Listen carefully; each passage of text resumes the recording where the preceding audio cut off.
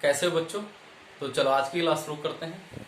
हमारा टॉपिक चल रहा है कीट एवं व्याधियों का जैविक नियंत्रण, जिसमें हम कुछ टॉपिक क्लियर कर चुके हैं। आज हम बात करने वाले हैं कीट एवं व्याधियों का भौतिक नियंत्रण, कि फसलों को के कीट और व्याधियों को किस प्रकार से भौतिक विधियों द्वारा हम नियंत्रित कर सकते हैं। देखिए, इसमें सबसे जो पहला आता है वो है प्रकाश प्रपंच द्वारा। ठीक है, देखिए इस बात को हम सभी अच्छे तरीके से जानते हैं कि जो कीट होते हैं वो प्रकाश की ओर आकर्षित होते हैं, और ऐसा सामान्यतः अपन को बरसात के समय देखने को मिलता है, क्योंकि उस समय वातावरण नमी होती है, पानी की अधिकता होती है, तो जो कीट है उनकी संख्या में वृद्धि होती है, और ये प्रकाश रात्रि के समय प्रकाश की ओर आकर्षित होते हैं, और पानी होने के कारण ये उसमें पानी में डूबते हैं और मर जाते हैं, और इनकी संख्या में कमी आती है। तो इस विधि का उपयोग, इस मेथड का उपयोग हम कहाँ कर सकते हैं? फसलों में कीटों को नियंत्रण करने के लिए कर सकते हैं।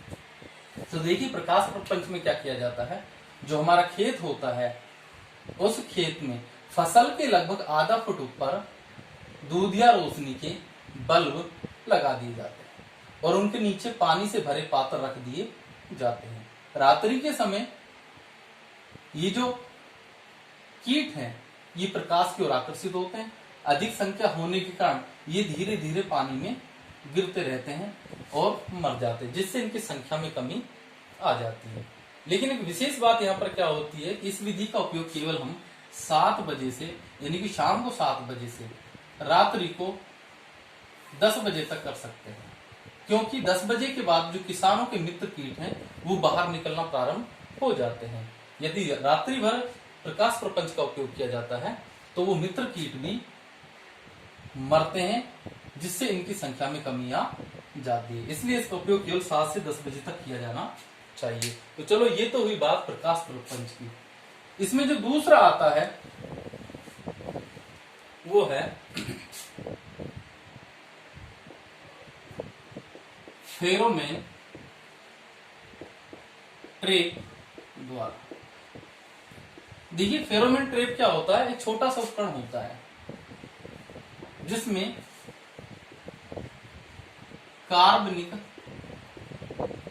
रसायन भरे होते हैं, और जो कार्बनिक रसायन होते हैं ये एक विशेष प्रकार की गंध वातावरण में छोड़ते हैं। इस विशेष प्रकार की गंध के कारण जो नर कीट होते हैं, ये नर कीट इस फेरोमोन ट्रैप की ओर आकर्षित होते हैं, और इसमें जो लगी जालियां होती हैं, इन जालियों में फंसकर इनकी डेथ हो जाती है। इस प्रकार से मित्र कीटों को इस प्रकार से जो कीट है उनको आसानी से नियंत्रित किया जा सकता है। ठीक है, चलो अब हम बात करते हैं गोमूत्र की। इसमें जो तीसरी विधि है वो है गोमूत्र द्वारा नियंत्रित करना। देखिए, गोमूत्र को हमारे वेदों में अमृत के समान माना गया है। इसके अलावा गोमूत्र का उपयोग शरीर व मस्तिष्क के शोधन के लिए किया जाता है, और गोमूत्र का उपयोग दवाइयों के रूप में भी किया जाता है। इस प्रकार इसका बहुमूल्य रूप होने के कारण राष्ट्रीय व अंतरराष्ट्रीय स्तर पर इसे पेटेंट किया गया। यहां पर पेटेंट का मतलब ये निकलता है कि गोमूत्र से बनने वाले जो उत्पाद है उन उत्पादों को पंजीकृत किया जाता है। ठीक है, अब हम बात करते हैं गोमूत्र के संगठन की। तो गोमूत्र में देखिए, कैल्शियम, कॉपर, लोहा, सोडियम, फास्फोरस आदि सभी तत्व पाए जाते हैं। इसके अलावा लवण, विटामिन व एंजाइम भी पाए जाते हैं।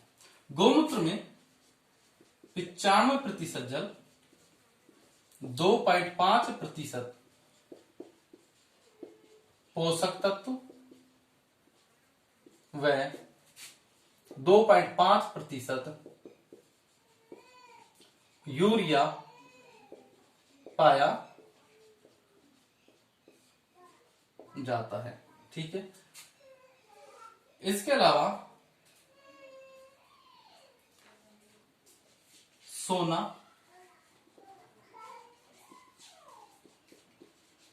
चांदी और कॉपर तत्व पाया जाता है। साथ में इसमें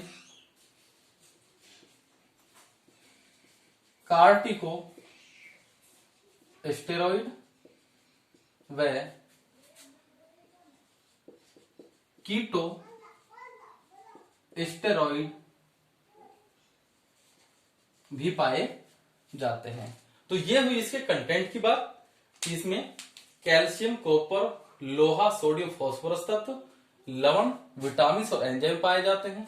साथ ही सोना, चांदी, कॉपर, कार्टिकोस्टेरॉइड, कीटोस्टेरॉइड और एस्ट्रोजन भी पाए जाते हैं। और यदि हम बात करें जल की पोषक तत्व और यूरिया की, तो 95% जल, 2.5% पोषक तत्व और 2.5% यूरिया पाया जाता है। तो चलिए, ये तो बात हुई इसकी कंटेंट की। अब हम बात करते हैं इसके उपयोग की, कि गौमूत्र को किस प्रकार से उपयोग में लिया जा सकता है। उपयोग देखिए, गौमूत्र को उपयोग में लेने के लिए क्या किया जाता है कि गौमूत्र का 5 से 15% का घोल तैयार किया जाता है। ठीक है, यानी कि हम 95 लीटर पानी प्लस में 5 लीटर गौमूत्र मिलाकर उसे हम फसल पर छिड़क सकते हैं। इसके अलावा गौमूत्र का उपयोग सत बनाकर भी काम में लिया जा सकता है। यहां पर सत का मतलब क्या है? देखिए, गौमूत्र प्लस जैसे धतूरा की पत्ती या फिर गौमूत्र प्लस तुलसी की पत्ती आदि को मिलाकर इनका सत तैयार किया जाता है और फिर इस सत को फसलों पर छिड़का जाता है। तो इनमें विशेष प्रकार की गंध होने के कारण जो कीट होते हैं वो फसलों को नुकसान नहीं पहुंचाते हैं। तो इस प्रकार से गौमूत्र द्वारा हम आसानी से कीटों को नियंत्रित कर सकते हैं। तो चलिए, आज की क्लास में इतना ही, बाकी बातें